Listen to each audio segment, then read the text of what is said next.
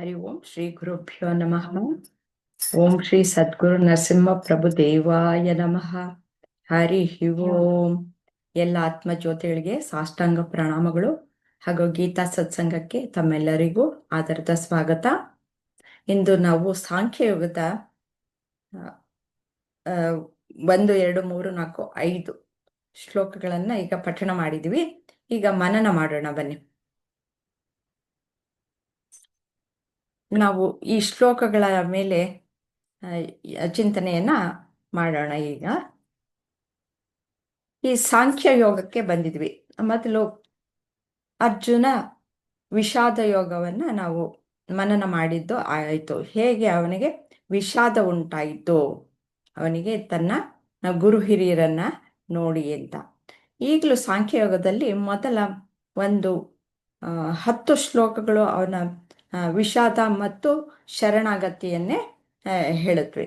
ಈಗಲೂ ಅವನು ಪ್ರಾರಂಭದಲ್ಲಿ ಅವನು ವಿಷಾದವನ್ನೇ ವ್ಯಕ್ತಪಡಿಸ್ತಾ ಇದ್ದಾನೆ. ಹೇಗೆ ಅವನ ಸ್ಥಿತಿ ಹೇಗಿದೆ, ಒಂದು ಹಂತದಿಂದ ಮನುಷ್ಯ ಇನ್ನೊಂದು ಹಂತಕ್ಕೆ ಹೋಗುವಾಗ ಯಾವ ಯಾವ ಮಾನಸಿಕ ಬದಲಾವಣೆಗಳು ಆಗತ್ವೆ, ಯಾವ ಯಾವ ಅನುಮಾನಗಳು ಬರುತ್ತೆ, ಅವನು ಯಾವ ಸ್ಥಾನದಲ್ಲಿ ಇದ್ದು ನಿಂತು ಅವನು ಮಾತಾಡ್ತಿದ್ದಾನೆ ಅನ್ನೋದು ಅವನ ವರ್ತನೆಯಲ್ಲಿ ನಮಗೆ ತಿಳಿದು ಬರುತ್ತೆ. ಹೇಗೆ ದುರ್ಯೋಧನ ವರ್ತನೆ ಮಾಡ್ದ, ಮತ್ತೆ ಅರ್ಜುನ ಹೇಗೆ ವಿಷಾದಕ್ಕೆ ಒಳಗಾದ ಅನ್ನೋದನ್ನ ನಾವು ನೋಡಿದ್ವಿ. ಈಗ ಅವನಿಗೆ ಪೂರ್ತಿಯಾಗಿ ಅವನು ಧರ್ಮಭೀರು, ಅವನು ಬುದ್ಧಿವಂತ, ಅವನು ಧೈರ್ಯವಂತ.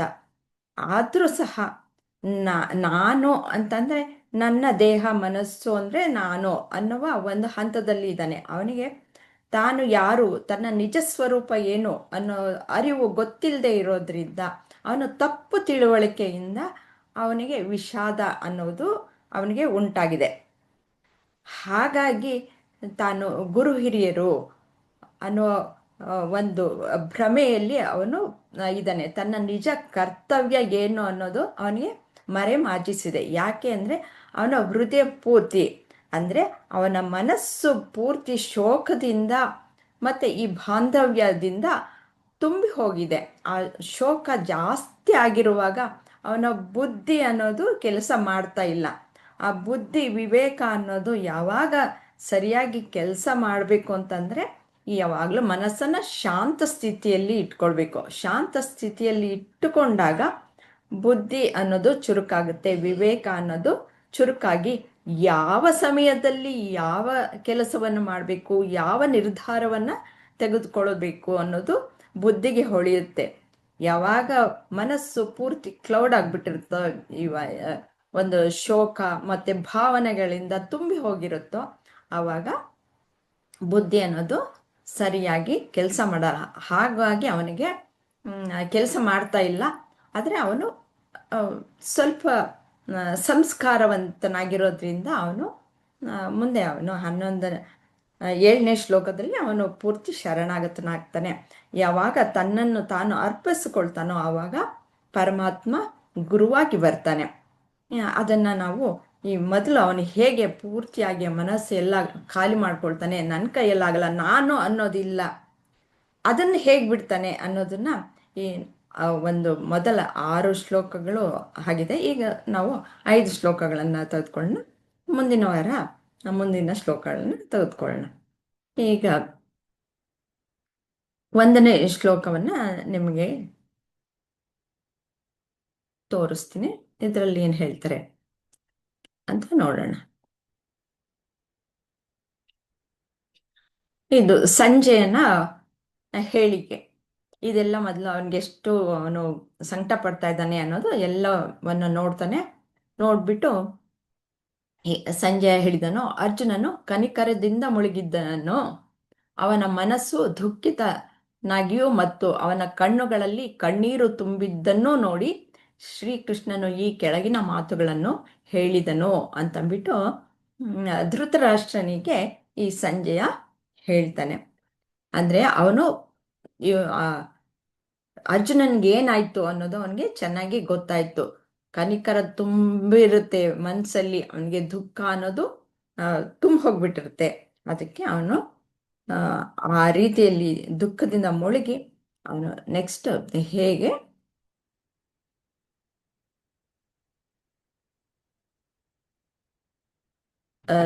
ಅವನು ಹೇಳ್ತಾನೆ ಅಂತಂದ್ಬಿಟ್ಟು ಅದನ್ನ ನೋಡ್ತಾನೆ. ಶ್ರೀಕೃಷ್ಣ ನೋಡ್ಬಿಟ್ಟು ಇಷ್ಟೊಂದು ದುಃಖದಿಂದ ಮುಳುಗ್ ಹೋಗಿದ್ದಾನಲ್ಲ ತನ್ನ ಗೆಳೆಯ ಅಂತಂದ್ಬಿಟ್ಟು ಬುದ್ಧಿ ಹೇಳೋಣ ಅಂತಂದ್ಬಿಟ್ಟು ಭಗವಂತ ಹೇಳ್ತಾನೆ ಇಲ್ಲಿ,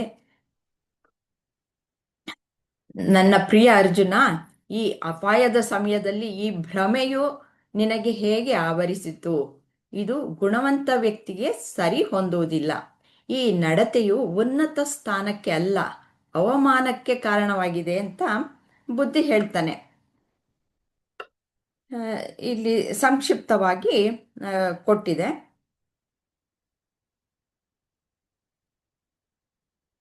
ಇದನ್ನು ಪೂರ್ತಿ ವಿಶ್ಲೇಷಣೆಯನ್ನು ಮಾಡೋಣ. ಹಾಗೆ 2 ಶ್ಲೋಕಗಳನ್ನು ತಗೊಂಡ್ಬಿಡೋಣ.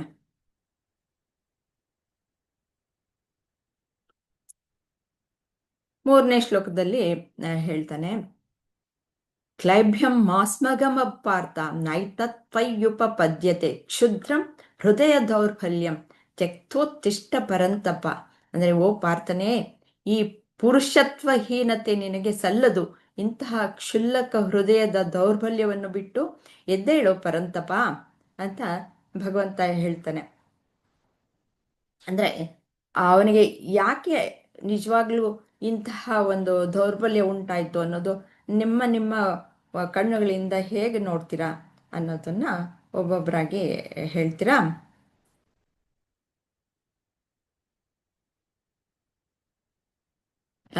ಭಾರತೀಯವ್ರು ಹೇಳ್ತೀರಾ ಮೊದಲನೇದಾಗಿ? ಹೇಳ್ತೀನಿ. ಅವನು ಶ್ರೀಕೃಷ್ಣ ಒಂದಷ್ಟು ಉಪಾಯ ಮಾಡ್ತಾನೆ ಅವನನ್ನ ಬಡಿದು ಎಬ್ಬಿಸೋದಕ್ಕೆ.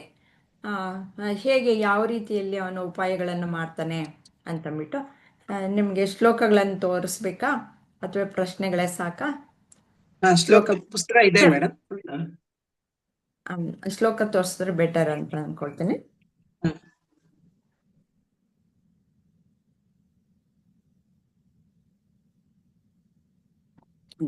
ಇದು 2 ಮತ್ತೆ 3ನೇದು. ಕೃಷ್ಣ ಹೇಳ್ತಾನೆ, ಅವನ್ ತುಂಬಾ ದುಃಖ ಆಗಿರುತ್ತೆ ಅರ್ಜುನನ್ಗೆ. ಇಂತ ಒಳ್ಳೆ ನೀನು ಲಾಸ್ಟ್ ಮೂಮೆಂಟ್ ಯುದ್ಧ ಮಾಡ್ಬೇಕು ಅಂತ ಟೈಮಲ್ಲಿ ನಿನ್ಗೆ ಯಾಕೆ ಈ ತರ ಕೆಟ್ಟ ಯೋಚನೆ, ಒಂಥರ ಮನಸ್ಸನ್ನ ಕಲ್ಮಶ ಮಾಡ್ಕೊಂಡಿದ್ಯಾ? ಈ ಕಲ್ಮಶ ಸರಿ ಹೋಗಲ್ಲ, ಇದರಿಂದ ಹೊರಗ್ ಬಾ. ಯಾಕೆಂದ್ರೆ ಇವಾಗ ಭಯೋತ್ಪಾದಕರು ನಮ್ಮವ್ರು ಅಂತ ಬಂದಾಗ, ನಮ್ಮವ್ರು ಅಂತ ಇದ್ದಾಗ ಅವ್ರನ್ನ ನಾವು ಕ್ಷಮಿಸೋದ್ ಸರಿ ಇಲ್ಲ. ಆದ್ರಿಂದ ಅಂತ ದೇಶದ್ರೋಹ ಮಾಡಿದವ್ರನ್ನ ಅಮ್ಮನೇ ಅಂತ ಅಮ್ಮ ಮಗ ಆತರ ಏನನ್ನ ಆಗಿದ್ರೆ ಅಮ್ಮ ಕೂಡ ಅದನ್ನ ಒಪ್ಕೊಳಲ್ಲ, ಅವ್ನ್ ನನ್ ಮಗನೇ ಅಲ್ಲ ಅನ್ಬಿಡ್ತಾಳೆ. ಅಂತ ಇದು ಕೆಟ್ಟ ಯೋಚನೆ ನಿಂದು ಮಾಡ್ಬೇಡ. ಅವ್ರು ನಮ್ಮ ದುರ್ಯೋಧನಾದಿಗಳು ನಮಗ್ ಕೆಟ್ಟದನ್ನ ಮಾಡಿದ್ದಾರೆ. ದ್ರೋಣ ಅವರೆಲ್ಲಾನು ಅವ್ರಿಗೆ ಸಹಾಯ ಮಾಡೋದ್ರಿಂದ ಅವರು ಕೂಡ ದುಷ್ಟ್ರೆ. ಆದ್ರಿಂದ ಅವರು ಇದೆಲ್ಲ ಯೋಚನೆ ಮಾಡ್ಬೇಡ ನೀನು, ಅದ್ರಿಂದ ಹೊರಗ್ ಬಾ. ಇಲ್ಲಿ ಪಾರ್ಥ ಅಂತ ಉಪಯೋಗಿಸಿದಾನೆ. ಯಾಕೆಂದ್ರೆ ಪಾರ್ಥ ಅನ್ನೋದು ಕೃತೆಯ ಮಗ, ಕುಂತಿ ಮೊದ್ಲ ಹೆಸರು ಅವರು ದತ್ತು ತಗೊಂಡ್ಮೇಲೆ ಕುಂತಿ ಅಂತ ಬಂದಿರೋದು. ಪೃಥೆ ಅವಳು ಪಾರ್ಥ ಅಂತಂದ್ರೆ ಅವಾಗ ಅವಳು ಹೇಳಿರ್ತಾಳೆ, ಇದು ಯುದ್ಧ ಸಂಧಾನಕ್ಕೆ ಹೋಗಿದ್ದಾಗ, ಏನೇ ಕಷ್ಟ ಆದ್ರೂ ನನ್ ಮಕ್ಕಳು ಯುದ್ಧ ಬೇಡ ಅನ್ಬಾರ್ದು, ವಾಪಸ್ ಬರ್ಬಾರ್ದು. ಅವಾಗೊಂದು ಕತೆ ಕೂಡ ಹೇಳಿರ್ತಾಳೆ. ಒಬ್ಬ ರಾಜ ಬೇಗ ತೀರೋಗ್ತಾನೆ ಒಂದು ರಾಜ್ಯದಲ್ಲಿ. ಆವಾಗ ಮಗ ಚಿಕ್ಕ ವಯಸ್ಸು, ಅವನ್ಗೆ ರಾಜ್ಯ ಅಭಿಷೇಕ ಮಾಡ್ತಾರೆ. ಅವಾಗ ಇದೇ ಸಮಯ ಎಲ್ಲಾರು ಯುದ್ಧಕ್ಕೆ ಇದೇ ಸಮಯದಲ್ಲಿ ಹೋದ್ರೆ ಎಲ್ಲಾರು ಮುಂದೆ ಸಲ ಹೋದ್ರೆ ಮಿತ್ರ ಅವರ ಶತ್ರುಗಳು ಒಂದೇ ಸಲ ಹೋದ್ರೆ ರಾಜ್ಯನ ನಾವೇ ಕಬಳಿಸ್ಬೋದು. ಆದ್ರಿಂದ ಈ ಟೈಮ್ ಹೋಗೋಣ ಅಂತಾರೆ. ಅವ್ ಮಗನ್ನ ಉತ್ತೇಜನ ಮಾಡಿ ಕಳಿಸ್ತಾಳೆ ತಾಯಿ, ಹೋಗು ಯುದ್ಧ ಮಾಡು ಅಂತ. ಆಗ ಅವನು ಖುಷಿಯಾಗಿ ಹೋಗ್ತಾನೆ. ಅಲ್ಲಿ ಜನ ಅಲ್ಲಿ ಇದೆಲ್ಲ ನೋಡ್ಬಿಟ್ಟು ಅವನಿಗೆ ಭಯ ಹತ್ಕೊಳತ್ತೆ. ವಾಪಸ್ ಬಂದು ಅಮ್ಮ ಬರ್ತಾನೆ. ಅವಾಗ ಅಮ್ಮ ಹೇಳ್ತಾಳೆ, ಕೋಟೆ ಬಾಗ್ಲು ಹಾಕಿ ಅವನ್ನ ಒಳಗ್ ಬಿಡ್ಬೇಡಿ ಅಂತ ಹೇಳ್ತಾಳೆ. ಅಮ್ಮ ನಾನ್ ಬಂದಿದ್ದೀನಿ, ಬಾಗಲ್ ತೆಗಿ ಅಂದ್ರೆ, ಇಲ್ಲ ನೀನ್ ನನ್ ಮಗನೇ ಇಲ್ಲ, ನೀನ್ ಈ ರೀತಿ ವಾಪಸ್ ಬಂದಿದ್ಯಾ, ನೀನ್ ನನ್ ಮಗನೇ ಅಲ್ಲ, ನೀನ್ ಇಲ್ಲಿಂದ ಹೋಗಿ ಯುದ್ಧ ಮಾಡು, ಅಲ್ಲಿ ಸತ್ರು ಪರವಾಗಿಲ್ಲ, ನನ್ಗೆ ನೀನು ಈ ರೀತಿ ಇದಾಗಿ ಬರೋದ್ ನನ್ಗೆ ಇಷ್ಟ ಇಲ್ಲ ಅಂತ ಹೇಳ್ತಾಳೆ. ಅವಾಗ ಮಗನ್ ತುಂಬಾ ಕೋಪ ಬರುತ್ತೆ. ಇಂಥ ತಾಯಿ ನನ್ಗ್ ಬೇಡ, ಯುದ್ಧದಲ್ಲಿ ಸತ್ರು ಪರವಾಗಿಲ್ಲ ನನ್ಬಿಟ್ಟು ವಾಪಸ್ ಹೋಗಿ ಕೋಪದಿಂದಾನೇ ಇರ್ತಾನೆ, ಎಲ್ಲ ಚೆನ್ನಾಗಿ ಯುದ್ಧ ಮಾಡ್ತಾರೆ, ವಾಪಸ್ ಬರ್ತಾರೆ. ವಾಪಸ್ ಚೆನ್ನಾಗ್ ಜಯಶೀಲ ಆಗಿ ವಾಪಸ್ ಬಂದಾಗ ತಾಯಿ ತುಂಬಾ ಖುಷಿಯಾಗಿ ಹೋಗುತ್ತೆ. ನನ್ ಮಗ ಇಷ್ಟು ಇದ್ ಮಾಡದ್ನಲ್ಲ ಅನ್ಬಿಟ್ಟು. ಅವಾಗ ಯಾಕಮ್ಮ ಈ ತರ ಹೇಳ್ದಿ ನೀನು ಅಂತಂದ್ರೆ, ನೀನ್ ಅವಾಗ್ಲೇ ನನ್ ವಾಪಸ್ ಬಂದಿದ್ರೆ ನನ್ ನಿನ್ಗೆ ನೀನು ಅಂಜುಬುರ್ಕ ಅಂತ ಹೇಳಿ ಅಂತ ಅನ್ಕೊಂಡ್ ಇದಾಗ್ತಾ ಇತ್ತು ಜನದಲ್ಲಿ, ಕೆಟ್ಟ ಒಂದು ಇದು ಬರ್ತಾ ಇತ್ತು. ಈಗ ಬಂದಿರೋದ್ರಿಂದ ಒಳ್ಳೆ ಜೈಶಾಲಿಯಾಗಿ ಬಂದಿದ್ಯಾ, ಎಷ್ಟು ಕೀರ್ತಿ ಬಂದಿದೆ ನಿನ್ಗೆ, ಇಂಥ ಮಗ ನನಗ್ ಬೇಕು. ಆದ್ರಿಂದ ಇದನ್ನ ಹೇಳು ಅವ್ರಿಗೆ, ಯಾವ್ದೇ ಕಾರಣಕ್ಕೂ ಪಾಂಡವರು ವಾಪಸ್ ಬರ್ಬಾರ್ದು, ಯುದ್ಧ ಆದ್ರೂ ಸರಿನೇ, ಇದನ್ನ ಮಾಡ್ಬಾರ್ದು ಅಂತ ಪಾರ್ಥನ್ ಹೇಳು ಅಂತ ಕೂಡ ಹೇಳಿರ್ತಾಳೆ. ಅದನ್ನ ಜ್ಞಾಪಿಸಿ ನೀನ್ ತಾಯಿಗೋಸ್ಕರನಾದ್ರೂ ನೀನ್ ಇವಾಗ ಯುದ್ಧ ಮಾಡು, ಇದು ನೀನ್ ಇಂಥ ವೀರ, ಅವಳು ಕೂಡ ವೀರ ವನಿತೆ, ಅವಳು ಕೂಡ ತುಂಬಾ ಧೈರ್ಯವಂತೆ ಇಂಥ ಕಷ್ಟ ಕಾಲದಲ್ಲಿ ಕೂಡ ನಿಮ್ಮನ್ನೆಲ್ಲ ಇದ್ ಮಾಡಿದಾಳೆ. ಇಂಥ ಸಮಯದಲ್ಲಿ ನೀನು ಯುದ್ಧ ಮಾಡಲ್ಲ ಅನ್ಬೇಡ ಅಂತ ಅದು ಒಂದು ಉಪಾಯ ಮಾಡ್ತಾನೆ. ಹಿಂಗಾಗಿ ಇಷ್ಟೆಲ್ಲ ಮಾಡ್ತಾನೆ. ಮತ್ತೆ ಗುರುಗಳ್ನು ಕೂಡ ಮತ್ತೆ ನೆಕ್ಸ್ಟ್ ಶ್ಲೋಕದಲ್ಲಿ ನೋಡಿ ಇನ್ನು ಇನ್ನು ಚೆನ್ನಾಗಿ ಹೇಳ್ತಾನೆ. ಅದೇ ಇದ್ರಲ್ಲಿ 2ನೇ ಶ್ಲೋಕದಲ್ಲಿ ನಪುಂಸಕನಾಗ್ಬೇಡ ನೀನು ಇದ್ರಿಂದ, ಯಾಕೆಂದ್ರೆ ಹೆಣ್ಮಕ್ಳಾದ್ರೆ ಅವ್ರು ಅಬಲೆಯರು, ಅವ್ರಿಗೆ ಸ್ವಲ್ಪ ನೀನು ಪುರುಷನಾಗಿ ಇಂಥ ಹೇಳಿತನ ಮಾಡ್ಬೇಡ, ನೀನು ಯುದ್ಧ ಮಾಡಲ್ಲ ಅಂತ ಇದ್ಯಾ, ಅದ್ರಿಂದ ಪುರುಷನಾಗಿರೋದ್ರಿಂದ ನಿನ್ಗದು ಒಳ್ಳೇದಲ್ಲ. ನೀನು ಶತ್ರುತಾಪ ಅಂದ್ರೆ ಪರಂತಪ, ನೀನ್ ಶತ್ರುಗಳಿಗೆಲ್ಲಾನು ಬಿಸಿ ಮುಟ್ಸೋನ್, ಚೆನ್ನಾಗಿ ಅವ್ರನ್ನ ಸದೆ ಬಡಿಯೋ ಅಂತವನು ನೀನು. ಆದ್ರಿಂದ ನೀನ್ ಈ ತರ ಮನಸ್ಸನ್ನ ದೌರ್ಬಲ್ಯ ಮಾಡ್ಕೋಬೇಡ, ಎದ್ದೇಳು, ಆದಷ್ಟು ಬೇಗ ನೀನು ಯುದ್ಧಕ್ಕೆ ಸನ್ನದ್ನಾಗು ಅಂತ ಹೇಳ್ತಾನೆ. ಧನ್ಯವಾದಗಳು ಭಾರತೀಜಿ. ಧನ್ಯವಾದಗಳು. ಇನ್ನು ಪ್ರಶ್ನೆಗಳಿಗೆ ಹೋಗೋಣ, ಮತ್ತೆ ಬೇರೆ ಯಾರನ್ನಾದ್ರೂ ಕೇಳೋಣ. ಇವಾಗ 4 ಮತ್ತು 5ನೇ ಶ್ಲೋಕದಲ್ಲಿ ಅರ್ಜುನ ಶ್ರೀಕೃಷ್ಣ ಹೇಳ್ತಾನೆ, ಈಗ 2 ಮತ್ತು 3ನೇ ಶ್ಲೋಕದಲ್ಲಿ ನೀನು ಈ ಸ್ಥಿತಿಯಲ್ಲಿ ನೀನು ಈ ಥರ ನೀನು ದುಃಖಕ್ಕೆ ಒಳಗಾಗಬಾರ್ದು, ನಿನ್ನ ಕರ್ತವ್ಯದ ಕಡೆಗೆ ಹೋಗು ಅಂತ ಅವನಿಗೆ ಇರುವಂತಹ ಉಪಾಯಗಳೆಲ್ಲ, ಹೇಗೆ ಅವನನ್ನು ಬಡಿದೆಬ್ಬಿಸ್ಬೇಕು ಅನ್ನುವ ಎಲ್ಲ ಅಸ್ತ್ರಗಳನ್ನು ಉಪಯೋಗಿಸಿ ಅವನನ್ನು ಬಡಿದೆಬ್ಬಿಸೋದಕ್ಕೆ ಪ್ರಯತ್ನ ಪಡ್ತಾನೆ. ಅದಕ್ಕೆ ಪ್ರತಿಯಾಗಿ ಇನ್ನೂ ಹಿಡ್ಕೊಂಡೇ ಇದ್ದಾನೆ, ನಾನು ಅನ್ನೋದು ಹೋಗಿಲ್ಲ. ಅದಕ್ಕೆ ಯಾವ ರೀತಿಯಲ್ಲಿ ಅವನು ಹೇಳ್ತಾನೆ ಅನ್ನೋದನ್ನ 4 ಮತ್ತು 5ನೇ ಶ್ಲೋಕದಲ್ಲಿ ನಾವು ನೋಡೋಣ.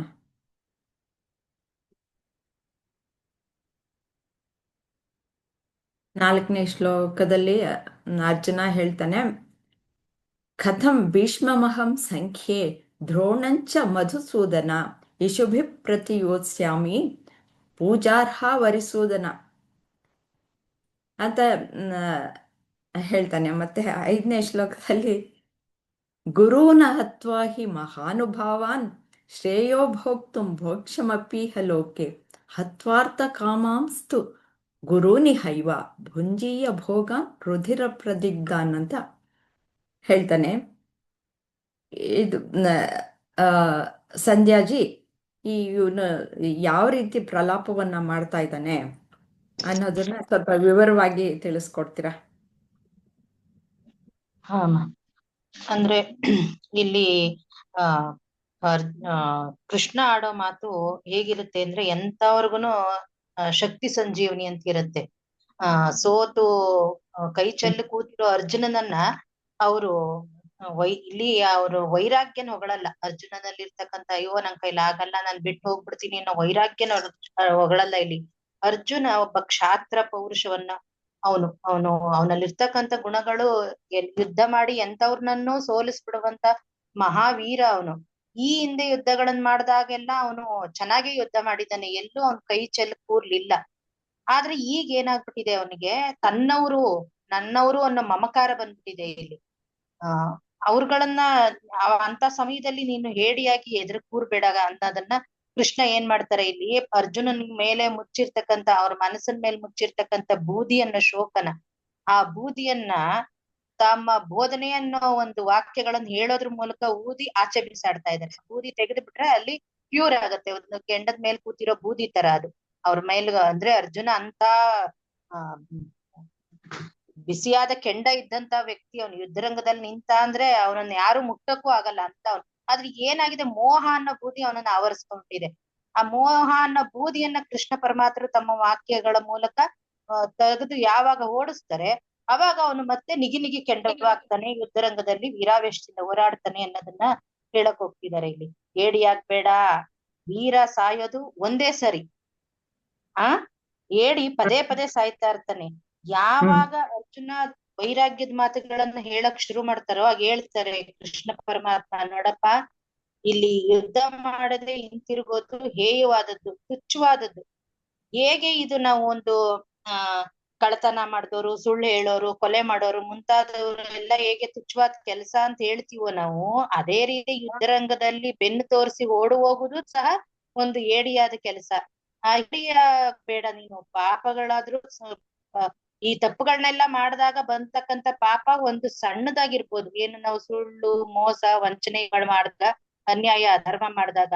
ಆದ್ರೆ ಯುದ್ಧರಂಗದಲ್ಲಿ ಅಷ್ಟೊಂದು ಅಕ್ಷಯಣಿ ಸೈನ್ಯ, ಮಹಾಸೈನ್ಯಗಳನ್ನ ಬಿಟ್ಟು ನೀನು ಹೊರಟೋದ್ರೆ, ವೀರ ಕ್ಷತ್ರಿಯ ಇಂಥ ಸಮಯದಲ್ಲಿ ಗೆದ್ರೆ ವೀರ ಸ್ವರ್ಗ ಅಂತ ಸೋತ್ರೆ ವೀರ ಸ್ವರ್ಗ ಅಂತಲೂ, ಗೆದ್ರೆ ವೀರ ಜಯ ಅಂತಲೂ ತಿಳ್ಕೊಬೇಕು ನೀನ್. ಇಲ್ಲಿ ಏನಾದ್ರೂ ಪರವಾಗಿಲ್ಲ, ಸೋತ್ರು ಸರಿಯೇ ಗೆದ್ರು ಸರಿಯೇ, ನೀನ್ ಯುದ್ಧ ಮಾಡ್ಲೇಬೇಕು. ಇಲ್ಲಿ ನೀನ್ ಕಳ್ಕೊಂಡಿರ್ತಕ್ಕಂಥ ಹೃದಯ ದೌರ್ಬಲ್ಯನ ಆಚೆ ಓಡಿಸು ಅಂತ ಹೇಳ್ತಾ ಬರ್ತಾರೆ. ಆಗ ಕೃಷ್ಣ ಪರಮಾತ್ಮ ಹೇಗೆ ಅಂದ್ರೆ, ಈಗ ಕೆಲವು ಸಮಯ ಒಂದ್ಸರಿ ನಾವು ಒಂದು ಉದಾಹರಣೆ ಪ್ರಭುಜಿನೇ ಕೊಟ್ಟಿದ್ದಾರೆ. ಈಗ ಒಂದು ಆಸ್ಪತ್ರೆಯಲ್ಲಿ ವೈದ್ಯರು ರೋಗಿಗಳೊಬ್ಬರು ಎಲ್ಲಾರು ಪ್ರೆಗ್ನೆಂಟ್ ಗಳೇ ಬಂದು ನೋವು ನೋವು ಅಂತ ಅಳ್ತಿದ್ರೆ, ವೈದ್ಯನು ಅವ್ರ ಜೊತೆ ಸೇರ್ಕೊಂಡು ಅಳತ್ ಬಿಟ್ರೆ ಅವ್ರನ್ನ ಸುಧಾರಣೆ ಮಾಡೋರು ಯಾರು? ಅವರು ಹೀಗೆ ಬಂದಿರುವಂತಹ ಕಷ್ಟವನ್ನ ಪರಿಹಾರ ಮಾಡೋರು ಯಾರು ಅಲ್ವಾ? ಇಂಟರ್ನೆಟ್ ಪ್ರಾಬ್ಲಮ್ ಆಯ್ತು ಮೇಡಮ್. ಹಾಗೆ ಇಲ್ಲಿ ನೀನೇ ಸೈನಿಕರಿಗೆಲ್ಲ ಬಲ ತುಂಬೇಕಾದವರು ಮನೋ ದೌರ್ಬಲ್ಯದಿಂದ ನೀನ್ ನಿಂತು ಬಿಟ್ರೆ, ಅವ್ರ ನಿನ್ ದೌರ್ಬಲ್ಯ ನೋಡು ಅವರು ಅಳ್ತಾ ಕುತ್ಕೊಂಡ್ರೆ ಇಲ್ಲಿ ಯುದ್ಧದಿಂದ ನಾವು ಹಿಂತೆಗಿಬೇಕಾಗತ್ತೆ. ಹಾಗ್ ಮಾಡೋಂಗಿಲ್ಲ. ಧೈರ್ಯವಾಗಿ ಮಹಾಪುರುಷ ಬೆಣ್ಣೆ ಅಂತೆ ಕೆಲವು ಸಮಯ ಕರಗಲೂ ಬೇಕು, ಹಾಗೆ ಕೆಲವು ಸಮಯ ವಜ್ರದಂತೆ ಕಠೋರನೂ ಆಗ್ಬೇಕು. ಇಲ್ಲಿ ಕಣ್ಣೀರಿಗೆ ಆಸ್ಪದ ಇಲ್ಲ ಪಾರ್ಥ. ನೀನ್ ಎದ್ದು ನಿಂತ್ಕೊಂಡು ನಮ್ಮ ಜೀವನದ ಚೈತನ್ಯವನ್ನ ಏನಿದೆ ಆ ಚೈತನ್ಯನ ತುಂಬಿಕೊಂಡು ಯುದ್ಧ ಮಾಡ್ಬೇಕು. ಹಾಗಂತ ಅಂದ್ರೆ ಇಲ್ಲಿ ಹೇಗೆ ಚಿನ್ನ ಎರಕ ಹೋದಾಗ ಚೇತನ ಅದನ್ನ ಕುಟ್ಟಿ ಮಾಡಿ ನಾವು ಹದಗೊಳಿಸ್ತೀವೋ ಚಿನ್ನವನ್ನ ಬೆಂಕಿಗೆ ಹಾಕಿ, ಹಾಗೆ ನೀನು ಇಲ್ಲಿ ಎದ್ದು ನಿಲ್ಲು, ವೀರ ಯೋಧನಾಗು ಪರಮಾತ್ಮರು ಚೆನ್ನಾಗಿ ಹೇಳ್ಕೊಡ್ತಾ ಇರ್ತಾರೆ.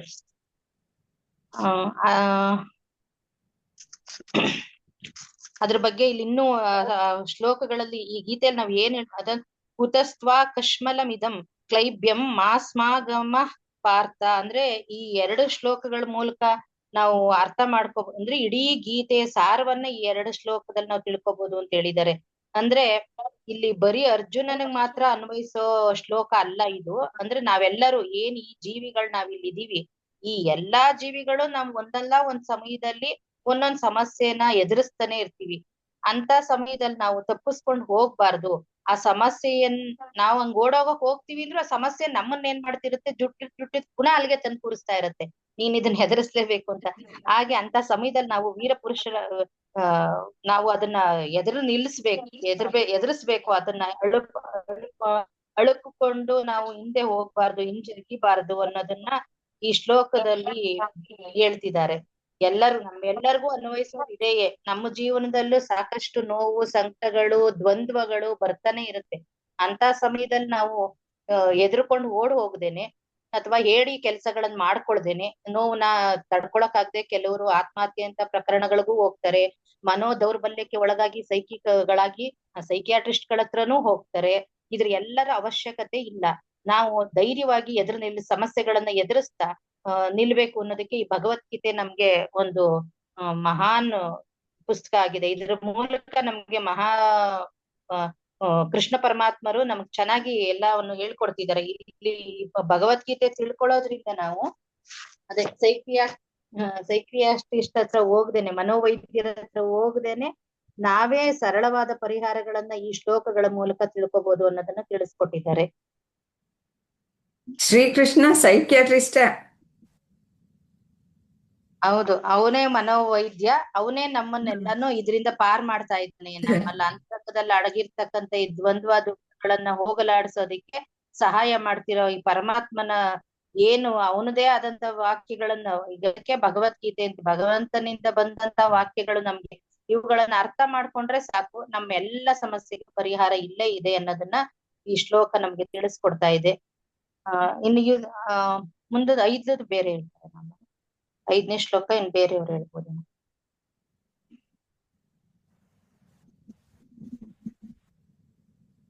ಇಲ್ಲಿ ಗುರು ಬೇಕಾಗಿದೆ ಅರ್ಜುನನಿಗೆ. ಇದ್ರಲ್ಲಿ ಅದೇ ಹೇಳ್ತಾರೆ ನೋಡಿ, ಅವರು ಇಬ್ರು ಫ್ರೆಂಡ್ಸೇ. ನೋಡಿದ್ರೆ ಅರ್ಜುನ 70 ವರ್ಷ ಇರ್ಬೋದು ಆ ಕುರುಕ್ಷೇತ್ರ ನಡೀತಿದ್ದಂತ ಸಮಯದಲ್ಲಿ, ಕೃಷ್ಣ ಪರಮಾತ್ಮರು 90 ವರ್ಷ ಇರ್ಬೋದು. ಇಬ್ರುನು ಗೆಳೆಯರಂತೆ ಒಂದ್ ಇದ್ದಂತವ್ರು. 6 ತಿಂಗಳು ಕಡಿಮೆ ಇದೆ ಅಂತ ಹೇಳ್ತಾರೆ. ಒಂದ್ 6 months ಅಷ್ಟೇ ಅವ್ರಿಗೆ ಇಬ್ರಿಗೂ ಹೆಚ್ಚು ಕಡಿಮೆ ಏನೋ ಇರ್ಬಹುದು. ಓಹೋ, ಇರ್ಬೋದು. ಒಟ್ಟು ಹತ್ತತ್ರನೇ ಇದ್ರು. ಅವ್ರು ಇಲ್ಲಿ ಗುರು ಶಿಷ್ಯರಿಗಿಂತ ಹೆಚ್ಚಾಗಿ ಸ್ನೇಹಿತರಾಗಿದ್ದವ್ರು. ಇಷ್ಟು ವರ್ಷ ಸಖರಾಗಿದ್ದುಕೊಂಡೇ ಬಂದಂತವ್ರು ಈಗ ಏನಾಗ್ಬಿಟ್ಟಿದೆ, ದ್ವಂದ್ವದಲ್ಲಿ ಅಪ್ಪ ನನ್ ಕೈ ಚೆತ್ತು ಕೂತ್ಬಿಟ್ರು ಅರ್ಜುನರು. ಪರಮಾತ್ಮ ಕೃಷ್ಣನನ್ನ ನೋಡಿ, ಭಗವಂತ ನೀ ನನಗೆ ಗುರುವಾಗಿ ಬರ್ಬೇಕು, ನನ್ನ ಈ ಸಮಸ್ಯೆಗಳಿಗೆಲ್ಲ ನೀನೇ ಉತ್ತರ ಕೊಡ್ಬೇಕು, ನಾನು ಏನು ಮಾಡ್ಲಾರ್ದಂತ ಸ್ಥಿತಿಲಿದೀನಿ ಅಂತ ಕಣ್ಣೀರ್ ಇಡ್ತಾ ಇರ್ತಾರೆ. ಅಂತ ಸಂದರ್ಭದಲ್ಲಿ ಭಗವಂತ ಗುರುವಾಗಿ ಅವ್ರಿಗೆ ಯುದ್ಧ ಮಾಡು, ನಿನ್ಗೇನ್ ತೊಂದ್ರೆ ಇಲ್ಲ, ನೀನೀಗ ಇಲ್ಲಿ ಭೀಷ್ಮ ಮತ್ತೆ ಎಲ್ಲ ಹಿರಿಯರು, ತನ್ನ ಭೀಷ್ಮ ಗುರುಗಳಾದಂತ ಕೃಪಾಚಾರ್ಯರು ಇವ್ರುಗಳನ್ನೆಲ್ಲ ಕೊಲ್ಬೇಕಲ್ಲ ಅಂತ ಇಲ್ಲಿ ದ್ವಂದ್ವ ಇರುತ್ತೆ ಯಾರಿಗೆ, ಅರ್ಜುನನಿಗೆ. ಆದ್ರೆ ಅವಾಗ ಇಲ್ಲಿ ಹೇಳ್ತಾರೆ ಪರಮಾತ್ಮ, ನೋಡಪ್ಪ ಇಲ್ಲಿ ಆತ್ಮ ಇದೆಲ್ಲ ಇವ್ರೇನ್ ನಿನ್ನ ಬಂಧುಗಳಲ್ಲ, ನಾವ್ ಮೇಲ್ ನೋಟಕ್ಕೆ ನಮ್ಗೆಲ್ಲ ಇವ್ರ ಬಂಧುಗಳೇ, ಆದ್ರೆ ಇಲ್ಲಿ ಆತ್ಮಜ್ಞಾನವನ್ನ ನೀಡ್ತಾ ಹೋಗ್ತಾರೆ ಪರಮಾತ್ಮ. ನೋಡಪ್ಪ ಇಲ್ಲಿ ಇರ್ತಕ್ಕಂಥದ್ದೆಲ್ಲ ಆತ್ಮಗಳೇ, ಇವ್ ಯಾವಕ್ಕೂ ಹುಟ್ಟು ಸಾವುಗಳಿಲ್ಲ, ನೀನೇನ್ ಹೆದರ್ಬೇಕಾಗಿಲ್ಲ. ಇಲ್ಲಿ ನೀನು ಒಡೆದು ಉರುಳಿಸೋದು ಅವ್ರ ದೇಹಗಳನ್ನಷ್ಟೇ, ಆತ್ಮಗಳು ಮಾತ್ರ ಚಿರಾಯು, ಅದಕ್ಕೆ ಯಾವುದೇ ನೋವು ಸಂಕಟ ಮತ್ತೆ ಸಾವು ನೋವುಗಳಿಲ್ಲ. ನೀನು ಧೈರ್ಯವಾಗಿ ಯುದ್ಧ ಮಾಡು, ಆ ಆತ್ಮಗಳನ್ನೇನು ಇನ್ನು ನೋಯಿಸ್ತಾ ಇರಲ್ವಲ್ಲ ಅವ್ರಿಗೆಲ್ಲರಿಗೂ ಗೊತ್ತು ನೀನೇನು ಅನ್ನೋದನ್ನ ಇಲ್ಲಿ ಗುರುಗಳ ಕೊಂದೆ ಅಂತ ಇವ್ರಿಗೆ ಮಹಾಪಾಪ ಬಂದ್ಬಿಡುತ್ತಲ್ಲ, ನಾನು ಗುರುಗಳನ್ನು ಕೊಂದಾಗ ಮತ್ತೆ ಹಿರಿಯರನ್ನ ಕೊಂದಾಗ ನನ್ನವರನ್ನ ಕೊಂದಾಗ ಅಂತ ದ್ವಂದ್ವದಲ್ಲಿದ್ದಾಗ ಅರ್ಜುನ, ನೀನೇನ್ ಆತರ ನೊಂದ್ಕೋಬೇಡಪ್ಪ, ಇಲ್ಲಿ ಮುಂದೆ ಅದನ್ನ ಆ ರೀತಿಯಲ್ಲಿ ಜ್ಞಾನವನ್ನ ಬೋಧನೆ ಮಾಡ್ತಾರೆ. ಈ ಶ್ಲೋಕಗಳಲ್ಲಿ ಇನ್ನು ಶ್ರೀಕೃಷ್ಣ ಬೋಧನೆಯನ್ನ ಮಾಡೋದಕ್ಕೆ ಪ್ರಾರಂಭ ಮಾಡಿಲ್ಲ. ಇಲ್ಲಿ ಅರ್ಜುನನ ಪ್ರಲಾಪ, ಗುರುಗಳನ್ನ ಮತ್ತೆ ನನ್ನ ಪಿತೃ ಅಂದ್ರೆ ತಾತ, ಪಿತಾಮಹ ಅಂದ್ರೆ ತಾತ, ನಾ ಅವ್ರನ್ನ ಕೊಂದು ಬಿಡೋದು ತಪ್ಪಾಗತ್ತೆ. ಯಾರು ಧರ್ಮದಿಂದ ಜೀವನ ಮಾಡ್ತಾ ಇರ್ತಾರೋ, ಸ್ವಲ್ಪ ಸಂಸ್ಕಾರವಂತರಾಗಿರ್ತಾರೋ ಅಂಥವ್ರಿಗೆಲ್ರಿಗೂ ಸಹ ಈ ರೀತಿಯ ಒಂದು ಭಾವನೆ ಇರುತ್ತೆ. ಆದ್ರೆ ಆತ್ಮಜ್ಞಾನ ಅನ್ನೋದು ಇನ್ನು ಬಂದಿಲ್ಲ. ಅದಕ್ಕಾಗಿ ಅವನು ನಾನು ದೇಹ ಅಂತ ಹಿಡ್ಕೊಂಡು ಕೂತ್ಕೊಂಡು ಈ ತರ ತನ್ನ ಅಳಲನ್ನ ಅವನು ತೋಡ್ಕೊಳ್ತಾ ಇದ್ದಾನೆ. ಸಾಮಾನ್ಯ ಜನ ಪ್ರತಿಯೊಬ್ಬರು ಹೀಗೇನೆ ನಡ್ಕೊಳ್ಳೋದು. ಅವ್ರಿಗೆ ದುಃಖ, ಅದಕ್ಕೋಸ್ಕರ ಅವ್ರಿಗೆ ಏನ್ ಮಾಡ್ಬೇಕು ಅನ್ನೋದು ಗೊತ್ತಾಗಲ್ಲ. ಆದ್ರೆ ಇವನು ಸ್ವಲ್ಪ ಸಂಸ್ಕಾರವಂತನಾಗಿದ್ದಕ್ಕೋಸ್ಕರ ನನಗೇನು ತಿಳಿತಾ ಇಲ್ಲ ಅಂತ ಮುಂದೆ ಅವನು ಗುರುಗಳನ್ನ ಪೂರ್ತಿ ಅವನು ಖಾಲಿ ಆಗೋಗ್ಬಿಟ್ಟಿದ್ದಾನೆ. ನಾನು ಅನ್ನೋದು ಅಹಂ ಅನ್ನೋದು ಮೊದಲು ಅಹಮ್ಮಿಂದಲೇ ಬಂದಿರೋದು. ನಾನು ಮಾಡ್ತೀನಿ, ನಾನು ಅಂದ್ರೆ ಈ ಅಹಂ ಅನ್ನೋದು ವಿಚಾರ ಮಾಡೋಣ. ಇನ್ನು ಬೇರೆ ಬೇರೆಯವರೆಲ್ಲ ಏನ್ ಹೇಳ್ತಾರೆ ಅನ್ನೋದನ್ನ ಕೇಳಿ ತಿಳ್ಕೊಳ್ಳೋಣ.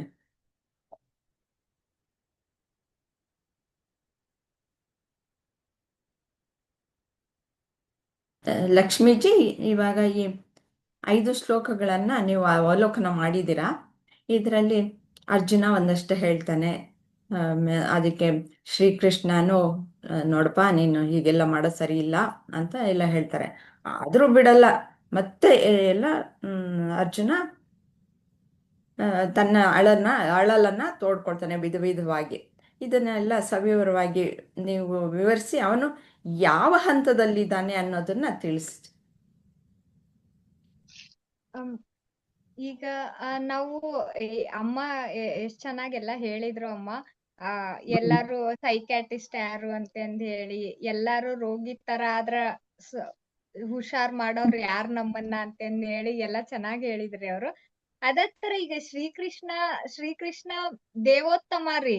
ಎಲ್ಲ ಗೊತ್ತಿತ್ತು ನಡೆಸ್ತಿರೋದು ಅವನ. ಎಲ್ಲ ಅಂತವ್ರು ಅರ್ಜುನನ್ ಕೈಯಾಗ ಅದಾನ ಅಂತಂದ್ ಹೇಳಿದ್ರ ಅರ್ಜುನಗ ಅರಿವಿರ್ಲಿಲ್ಲ ರೀ ಅದು. ಯಾಕಂದ್ರೆ ಅರ್ಜುನಂಗ್ ಗೊತ್ತಿತ್ತು ನಾವೆಲ್ಲಾ ದೇಹ ರೂಪಿ ಮನಸ್ಸು ಬುದ್ಧಿ ಅಹಂಕಾರದೊಳಗ ಅದೇವಿ ಅಂತಂದ್ ಹೇಳಿ. ಶ್ರೀಕೃಷ್ಣನಿಗೆ ಗೊತ್ತಿತ್ತು ಇವ್ರೆಲ್ಲಾ ಆತ್ಮ, ಇವ್ರಿಗೊಂದು ಒಳ್ಳೇದೊಂದ್ ಮುಕ್ತಿ ಕೊಡ್ಬೇಕು ಅನ್ನೋದು ಒಂದು ಉದ್ದೇಶ ಅಂತಂದ್ ಹೇಳಿ ನನಗ್ ಹಂಗ ಅನಸ್ತು ಅಮ್ಮ. ಅಂದ್ರ 3 ಜನ ಇರ್ತಾರ್ರಿ. ಈಗ ಫಾರ್ ಎಕ್ಸಾಂಪಲ್ ನಾವು ಸೂರ್ಯನ ಹೊರಗಡೆಯಿಂದ ನೋಡೋರ್ ಬ್ಯಾರೆ ಆಗಿರ್ತೇವಿ. ಅದರದ್ದು ಸೂರ್ಯ ಅಂದ್ರ ಯಾರು ಅಂತ ಹೇಳಿ ಒಳಗಡೆ ಆಳವಾಗಿ ಹೋಗೋರೊಬ್ರು, ಸೂರ್ಯನ ನಾನು ಅಂತಂದ್ ಹೇಳಿ ತಿಳ್ಕೊಳ್ಳೋರ್ದು ಪೂರ್ಣ ಸೂರ್ಯ ಬ್ಯಾರೆ ಅಲ್ಲ ನಾನ್ ಬ್ಯಾರೆ ಅಲ್ಲ ಅಂತಂದ್ ಹೇಳಿ ತಿಳ್ಕೊಳ್ಳೋರು. ನಾನ್ ಕಣ್ ತಗದ್ ನೋಡಿರ್ ಸೂರ್ಯ ಕಾಣಿಸ್ತಾನ, ಇಲ್ಲಾಂದ್ರ ನನ್ ಕಾಣಂಗಿಲ್ಲ ಅಂತಂದ್ ಹೇಳಿ ತಿಳ್ಕೊಂಡ್ ನೋಡೋರ್ ಒಬ್ರು ಆತರ ಆಗಿರ್ತಾರ್ರಿ ಇಲ್ಲೇ. ಈಗ ಬರೀ ನಾವು ಈ ಅರ್ಜುನನ್ ಕೆಲ್ಸ ಏನು ಅಂತಂದ್ ಹೇಳಿ ಬರೀ ಹೊರಗಡೆಯಿಂದ ಸೂರ್ಯನ್ ನೋಡ್ತಾ ಇದಾನ ಅಷ್ಟರಿ. ಆದ್ರ ಅದ್ರ ಒಳಗಡೆ ಏನೈತಿ, ಯಾಕ ಶ್ರೀಕೃಷ್ಣ ಹಂಗ್ ಹೇಳ್ದ, ಸೂರ್ಯ ಅಂದ್ರ ಯಾರು ಅಂತಂದ್ ಹೇಳಿ, ಈಗ ಆತ್ಮ ಅಂತಂದ್ ಹೇಳಿದ್ರಿ ಯಾರು ಅಂತಂದ್ ಹೇಳಿ ಗೊತ್ತಿಲ್ಲ ರೀ ಇನ್ನು ಅರ್ಜುನ್ಗ. ಶ್ರೀಕೃಷ್ಣನ್ಗೆ ಎಲ್ಲಾ ಸರಳ ಗೊತ್ತಿರ್ತೈತಿ. ಅದಕ್ಕ ಎಷ್ಟು ಉಪದೇಶ ಮಾಡ್ತಿರ್ತಾನ ಶ್ರೀಕೃಷ್ಣ. ಆದ್ರೂ ಅರ್ಜುನನ್ ದೇಹ ರೂಪಿ ಆಗಿರೋದ್ರಿಂದ ಅವ್ನ್ ಬರೀ ಅದ್ನ ಯೋಚನೆ ಮಾಡ್ತಿರ್ತಾನ ಅಂತಂದ್ ಹೇಳಿ ನಾನ್ ಹಂಗ ಅನ್ಕೊಂತೇನಿ ಅಮ್ಮ. ನನ್ ಗುರು ಇರ್ತಾರ, ನನ್ನ ಅಣ್ಣ ತಮ್ಮಂದ್ರ ಅದಾರ, ನಾನ್ ಈ ರಾಜ್ಯದ ಸಲುವಾಗಿ ಆಸ್ತಿ ಸಲುವಾಗಿ ಯಾಕ ಹೊಡ್ದಾಡ್ಬೇಕು ಅಂತ ಹೇಳಿ ಅರ್ಜುನನ್ ತಲ್ಯಾಗ ಆದ್ರ ಇವ್ರಿಗೆಲ್ಲಾ ಮುಕ್ತಿ ಅನ್ನೋದೊಂದ್ ಇರ್ತೈತಿ. ಅದನ್ ಕೊಡಿಸ್ಬೇಕು ಅಂತಂದ್ ಹೇಳಿ ಶ್ರೀಕೃಷ್ಣನ್ ತಲಿಯೊಳಗ ಅಂತ ಹೇಳಿ ನನಗ್ ಹಂಗ ಅನಿಸ್ತು ಅಮ್ಮ ಇದ್ರಿಂದ. ಆಮೇಲೆ ಅರ್ಜುನಂದ್ ಇನ್ನೊಂದ್ ಕೆಲಸ ಅಂತಂದ್ ಹೇಳಿದ್ರ ಅವನು ಶ್ರೀಕೃಷ್ಣ ಬೇರೆ ಯಾರು ಆಗಿರಲ್ಲ, ಸೋದ್ರ ಮಾವ ಆಗಿರ್ತಾನ್ರಿ. ಅವ್ರು ಅರ್ಜುನ ಒಂದ್ ತರದಿಂದ ನೋಡಿದ್ರ ಬ್ರಾಹ್ಮಣರವ್ರದ್ದು ಇದ್ರೊಳಗ್ ಹುಟ್ಟಿದ್ರುನು ಅವ್ನ್ ಕ್ಷತ್ರಿಯ ಬುದ್ಧಿ ಇರಂಗಿಲ್ಲ ಅಮ್ಮ. ಅದ್ರಿಂದ ಅವ್ನ್ಗೆ ಮತ್ತು ಮನಸ್ಸಲ್ಲ. ಈಗ ನೋಡ್ರಿ ಕಟ್ಗನ್ಗ್ ಒಯ್ದು ಈ ಗಿಳಿ ಕಡದ್ ಹಾಕು ಅಂತ ಹೇಳಿ ಕೊಟ್ರ ಆಗಂಗಿಲ್ಲ. ಸಾರಿ, ಕಟ್ಗನ್ಗ್ ಒಯ್ದು ಈ ಗಿಳಿನ ಪ್ರೀತಿಯಿಂದ ಸಾಕು ಅಂತಂದ್ ಹೇಳಿದ್ರ ಆಗಂಗಿಲ್ಲ ಅಮ್ಮ. ಅದೇ ತರ ಅರ್ಜುನಂಗ ಅದು ಗುಣ ಇರ್ಲಿಲ್ಲ ರೀ. ಅದ ನೀವ್ ಸಾಧು ಸಂತ್ರಿಗ್ ಒಯ್ದು ಇದು ಗಿಳಿನ ಚಂದಕ್ ಸಾಕು ಅಂತಂದ್ ಹೇಳಿರಿ ಯಾರಾದ್ರೂ ಸಾಕ್ತಾರ? ಅಂತದು ಅದ್ ನೇಚರ್, ಅದ್ ಗುಣ ಅರ್ಜುನನ್ಗ್ ಇರ್ಲಿಲ್ಲ. ಅದನ್ನ ನೀನ್ ಈ ತರ ಮಾಡ್ಬೇಡ, ಈ ತರ ಹೇಳಿತನ ತೋರಿಸ್ಬೇಡ. ಅವ್ರ ಯುದ್ಧಕ್ ಬಂದಿರ್ಬೇಕಾದ್ರ ನಿನ್ ಸ್ವಂತ ಗುರು, ನಿನ್ ಸ್ವಂತ ತಮ್ಮ ಅಣ್ಣ ತಮ್ಮಂದ್ರು ನಿಮ್ಮ ತಾತ ಎಲ್ಲಾರು ನಿನ್ನ ವಿರುದ್ಧ ಯುದ್ಧಕ್ ಬರ್ಬೇಕಾದ್ರ ನೀನ್ ಯಾಕೆ ಈ ತರ ಹೇಳಿ ತಂದಿಂದ ಅದಿ ಅಂತಂದ್ ಹೇಳಿ ಶ್ರೀಕೃಷ್ಣ ಎಷ್ಟು ನಮ್ನಿಯಾಗಿ ಹೇಳಿದ್ರುನು ಇನ್ನು ಅರ್ಜುನ ತನ್ನ ಇಲ್ಲ ನನ್ನವ್ರು ಅಂತ ಹೇಳಿ ಹತ್ಕೊಂಡ್ ಕುಂತಾನ ಅಂತ ಹೇಳಿ ಹಂಗ ಅನ್ನಿಸ್ತವಮ್ಮ ನನಗ. ಧನ್ಯವಾದ ರೀ. ಎಲ್ಲಾರು ಅಷ್ಟೇ.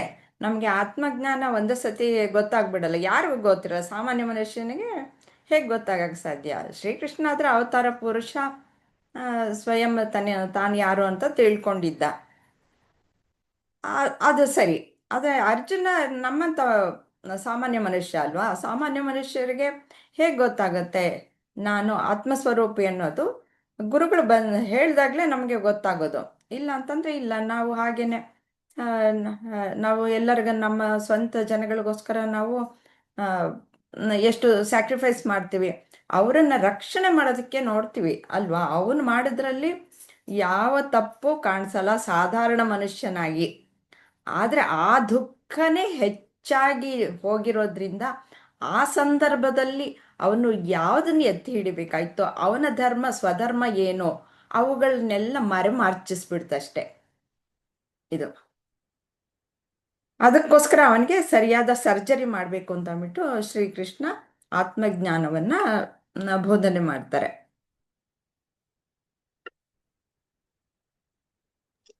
ಇದು ಆಗ್ಲೇ ಅಮ್ಮ ಹೇಳಿದ್ರಲ್ರಿ, ಇದು ಶ್ರೀಕೃಷ್ಣನಿಗೆ ಅಷ್ಟ ಅಲ್ಲ, ಈಗ ಒಂದು ತಾಯಿ ಹೆಂಗ ಮಕ್ಳು ತಪ್ಪು ಮಾಡಿದ್ರ ಶಿಕ್ಷೆ ಕೊಡ್ತಾಳೋ ಅದೇ ತರ ಅರ್ಜುನ ಶ್ರೀಕೃಷ್ಣನಿಗೆ ತಿಳಿ ಹೇಳಿಸ್ತಾ ಇದಾನ. ಈಗ ಅಮ್ಮ ಹೇಳಿದ್ರಲ್ಲಮ್ಮ, ಸೈಕ್ಯಾಟಿಸ್ಟ್ ಅಂದ್ರೆ ಎಲ್ಲೋ ಇಲ್ಲ ನಮ್ಮೊಳಗ ಅದಾರ ಅಂತಂದ್ ಹೇಳಾಕ, ಆತರ ಶ್ರೀಕೃಷ್ಣ ಇದನ್ನೆಲ್ಲಾ ಹೇಳ್ಕೊಂತಿರೋದು ನಮ್ದು ಜೀವನದ ಸಲುವಾಗಿ ಅಂತಂದ್ ಹೇಳಿ ನನಗ್ ಹಂಗ ಅನ್ನಿಸ್ತಮ್ಮ.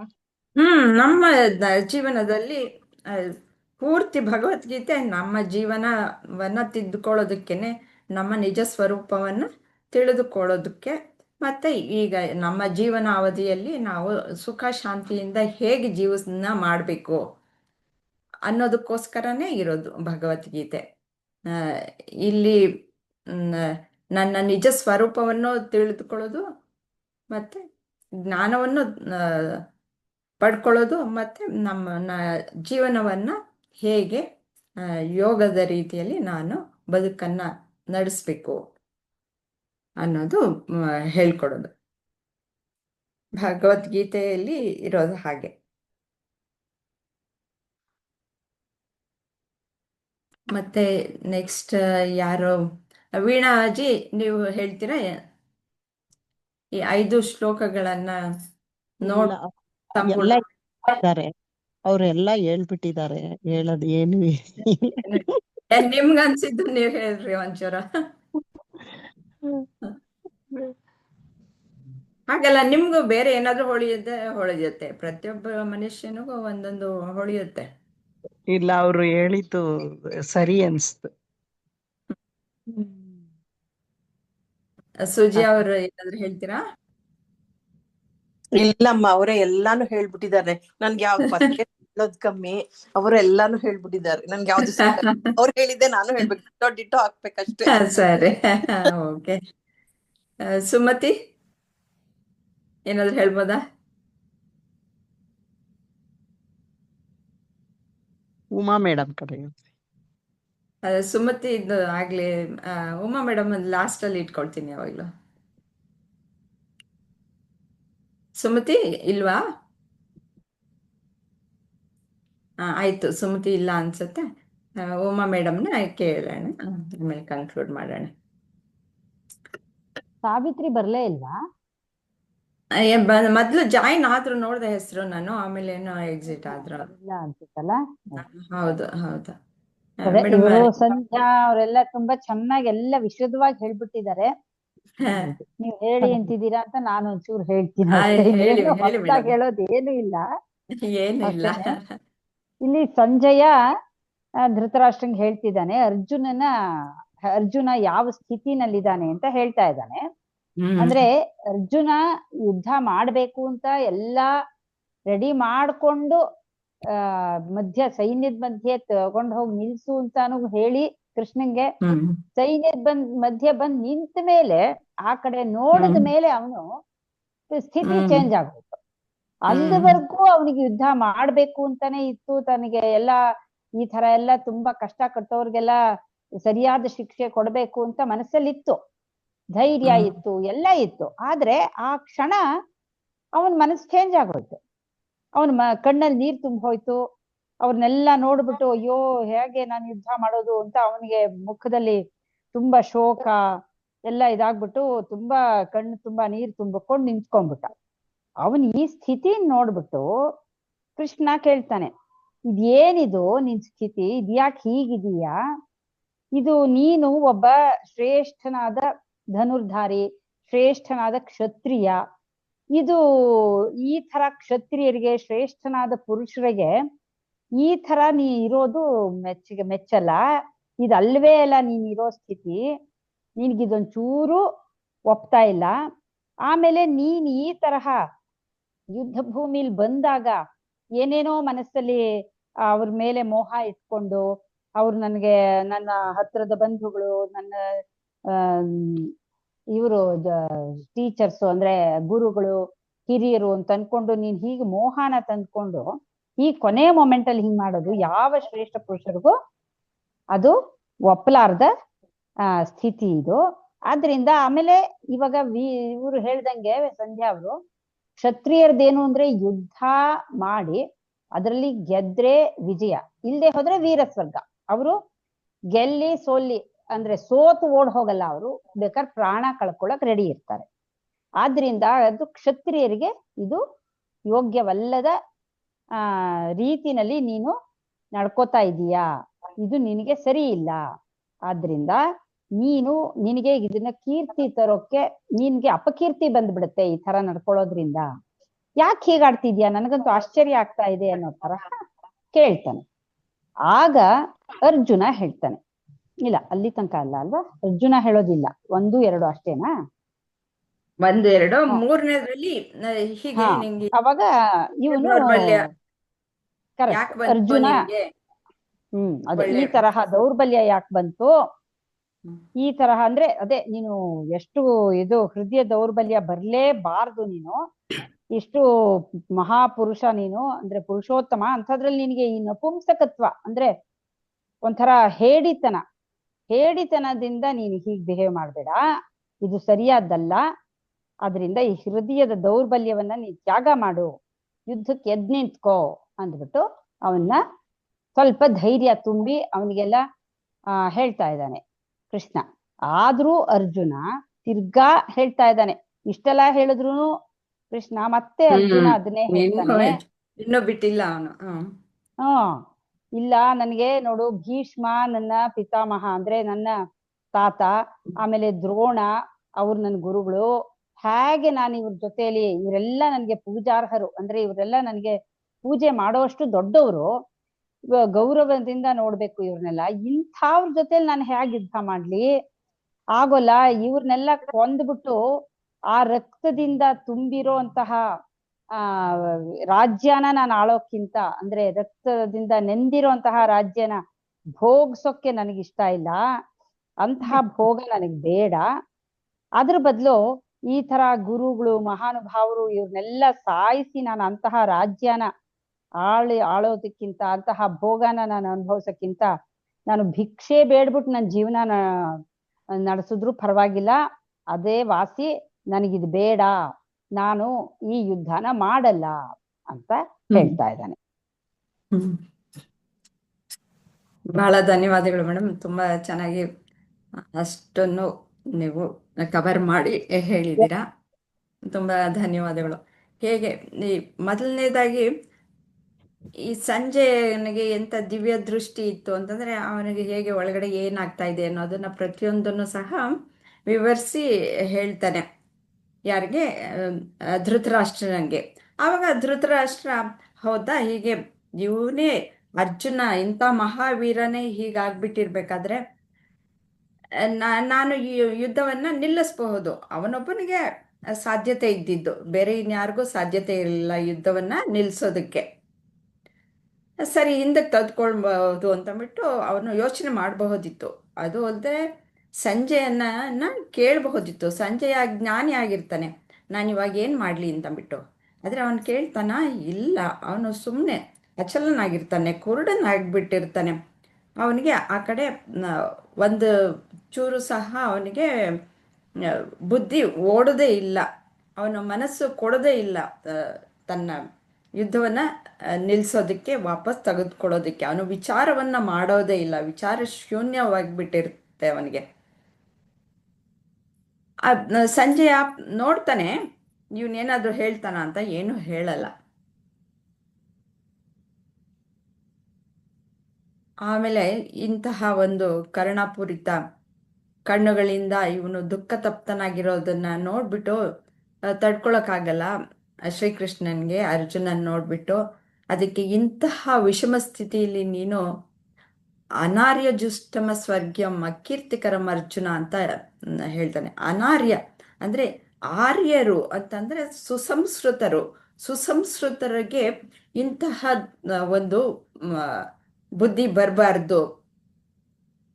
ಅಂದ್ರೆ ತನ್ನ ಒಂದು ಸ್ವಧರ್ಮವನ್ನ ಯಾವಾಗಲೂ ಕಾಪಾಡ್ಕೊಳ್ಬೇಕು. ಒಂದು ಸಂಸ್ಕಾರವಂತರು ಅವರಿಗೆ ತನ್ನ ಸ್ವಧರ್ಮ ಏನು ಅಂತ ಗುರುತಿಸ್ಕೊಂಡು ಅದನ್ನ ಕಾಪಾಡಿಕೊಳ್ಳೋದೇ ಆಗಿರುತ್ತೆ. ಸ್ವಧರ್ಮ ಅಂತಂದ್ರೆ ಹೇಗೆ, ಒಂದು ಬೆಂಕಿಯಲ್ಲಿ ಒಂದು ಶಾಖ ಅನ್ನೋದು ಇರುತ್ತೆ, ಅದನ್ನ ಸಪ್ರೇಟ್ ಮಾಡೋದಕ್ಕಾಗಲ್ಲ. ಆ ರೀತಿಯಲ್ಲಿ ಈ ಅರ್ಜುನನಿಗೆ ಅವನು ದೊಡ್ಡ ಯೋಧ, ಅವನು ತಾನು ರಾಜ, ಅವನು ಬೇರೆಯವರನ್ನ ಅವನು ಕಾಪಾಡುವುದು ಅವನ ಧರ್ಮವಾಗಿರುತ್ತೆ.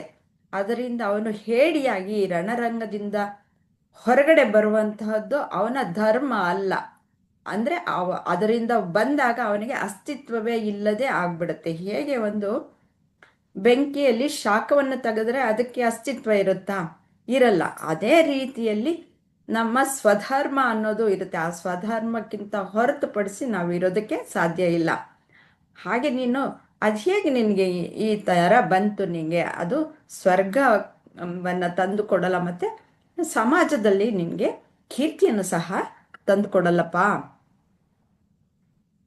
ಅಂತ ಹೇಳ್ತಾನೆ. ಆಮೇಲೆ ಇನ್ನು ಅವನು ಹೇಳಲಿಲ್ಲ, ಅದಕ್ಕೆ ಒಂದು ಚಡಿ ಏಟು ಕೊಡ್ತಾನೆ. ಇವಾಗ ಹಸುಗಳು ಎತ್ತುಗಳು ಎಲ್ಲ ಮಲ್ಕೊಂಡ್ಬಿಟ್ಟಿರುತ್ತೆ. ಹೇಗೆ ಅಂತಂದ್ರೆ ಹೇಳಲ್ಲ. ಅದಕ್ಕೆ ಏನು ಮಾಡ್ತಾರೆ, ಒಂದು ಚಾಟಿ ಇಟ್ಕೊಂಡಿರ್ತಾರೆ, ಅದರಲ್ಲಿ ಒಂದು ಏಟು ಕೊಡ್ತಾರೆ. ಅವಾಗ ಚಕ್ ಅಂತ ಹೇಳುತ್ತೇನೋ ಅಂತ ಅಂದ್ಬಿಟ್ಟು ಅದನ್ನು ಪ್ರಯೋಗ ಮಾಡ್ತಾನೆ ಶ್ರೀಕೃಷ್ಣ. ನಿನಗೆ ಇಂಥ ಹೃದಯ ದೌರ್ಬಲ್ಯ ಬಂದಿದೆ, ಒಳ್ಳೆ ಹೆಣ್ಮಕ್ಳ ಥರ ಹೆಣ್ಣಗಂತರ ನೀನು ಆಡ್ತಾ ಇದೆಯಲ್ಲ, ನೀನು ಎಂಥ ವೀರ, ಎದ್ದೇಳು, ನಿನಗೆ ಯಾಕಿಂತ ಹೃದಯ ದೌರ್ಬಲ್ಯ ಬಂದಿರೋದು, ಎದ್ದೇಳು, ಎದ್ದು ನೀನು ಹೋರಾಡು, ನಿನ್ನ ಸ್ವಧರ್ಮವನ್ನು ನೀನು ಉಳಿಸ್ಕೋ, ನೀನು ಈ ರೀತಿಯಲ್ಲಿ ಹೆಣ್ಣಿಗಂತರ ಇರಬೇಡ ಅಂತ ಬಿಟ್ಟು ಚಡಿ ಏಟನ್ನು ಕೊಡ್ತಾ ಇದ್ದಾರೆ ಇಲ್ಲಿ 3ನೇ ಶ್ಲೋಕದಲ್ಲಿ. ಅದು ಚುರುಕುಗೊಳಿಸೋದಕ್ಕೆ. ಆದರೆ ಅವನು ಅಲ್ಲಿಗೂ ಎದ್ದನ ಇಲ್ಲ, ಇನ್ನು ಹೇಳ್ತಾ ಇದ್ದಾನೆ, ನೀನು ಪೂರ್ತಿ ಖಾಲಿ ಆಗ್ಬೇಕಲ್ಲ. ಇಲ್ಲ, ಇವರೆಲ್ಲ ತುಂಬ ಪೂಜಾರ್ಹರು, ಅದಕ್ಕೋಸ್ಕರ ನಾನು ಹೇಗೆ ಅಂದರೆ, ಇವನು ಏನನ್ನು ನೋಡ್ತಾ ಇದ್ದಾನೆ, ಇವನು ಬರೀ ದೇಹ, ನಾನು ದೇಹ ಅನ್ನುವ ಒಂದು ಸ್ಥಿತಿಯಲ್ಲಿದ್ದಾನೆ. ಅದಕ್ಕೋಸ್ಕರನೇ ನೀನು ದೇಹ ಅಲ್ಲ, ಮತ್ತು ಯಾರು ದೇಹ ಅಲ್ಲ, ದೇಹದ ಮೂಲಕ ಈ ಎಲ್ಲ ವ್ಯವಹಾರಗಳನ್ನು ನಡೆಸ್ತಾ ಇರೋದು, ಅದಕ್ಕೆ ಹೊರತುಪಡಿಸಿರುವಂತಹದ್ದು ಅನ್ನೋದನ್ನು, ಆ ಜ್ಞಾನವನ್ನು ಮುಂದೆ ಶ್ರೀಕೃಷ್ಣ ಕೊಡೋದಕ್ಕೆ ಪ್ರಾರಂಭ ಮಾಡೋದಕ್ಕೆ ಇವೆಲ್ಲ ಕಾರಣಗಳು. ಹೀಗೆ ನೀವೆಲ್ಲ ಹೇಳಿದ ಹಾಗೆ ಗುರು ಹತ್ಯೆ ಮಾಡಿದ್ರೆ ನನಗೆ ತುಂಬ ಪಾಪ ಬರುತ್ತೆ, ಅದು ನಾನು ಇದರಿಂದ ಗಳಿಸಿದಂತಹದ್ದು ಯಾವಾಗಲೂ ರಕ್ತಸಿಕ್ತವಾಗಿರುತ್ತೆ, ಅಂತಹ ಭೋಗ ನನಗೆ ಬೇಕಾಗಿಲ್ಲ. ಸಾಧಾರಣ ಮನುಷ್ಯರು ಯೋಚನೆ ಮಾಡೋದು ಹಾಗೇನೆ. ಅದನ್ನು ನಮಗೆ ಆತ್ಮ ಅನ್ನೋದು ಏನು, ನಾವು ಈ ಹುಟ್ಟದಾಗ್ಲಿಂದ ಸಾಯುವವರೆಗೂ ಮಾತ್ರ ಇರುವಂತಹ ಒಂದು ಅವಧಿಯನ್ನು ಮಾತ್ರ ನಾವು ಅವಲೋಕನವನ್ನು ಮಾಡಿ ನಾವು ಇಷ್ಟಕ್ಕೆ ಸೀಮಿತ ಅಂತ ಅನ್ಕೊಂಡ್ಬಿಟ್ಟಿರ್ತೀವಿ. ಆದ್ದರಿಂದ ನಾವು ಈ ದೇಹವೇ ನಾವು ಅಂತ ಅದನ್ನೇ ನಾವು ಹಿಡ್ಕೊಂಡು ಪ್ರಲಾಪನೆಯನ್ನು ಮಾಡ್ತಾ ಇರ್ತೀವಿ. ಆದರೆ ನನ್ನ ಸ್ವಧರ್ಮ ಏನು, ನಾನು ಏನು ಮಾಡಬೇಕು ಅನ್ನೋದು ಸರಿಯಾಗಿ ಈ ಒಂದು ಯಾವ ಒಂದು ದುಃಖ ಅನ್ನೋದು ಮನಸ್ಸಿನಲ್ಲಿ ತುಂಬ ಹೋದಾಗ ಆ ಬುದ್ಧಿಗೆ ಹೊಳೆಯಲ್ಲ, ಆ ವಿವೇಕ ಅನ್ನೋದು ಚುರುಕಾಗಲ್ಲ. ಆಗ ನಾನು ಈ ಸಂದರ್ಭದಲ್ಲಿ ನಾನೇನು ಮಾಡಬೇಕು, ಪ್ರತಿಯೊಬ್ಬರಿಗೂ ಅದು ಚುರುಕುಗೊಳಿಸ್ಕೊಳ್ಬೇಕು.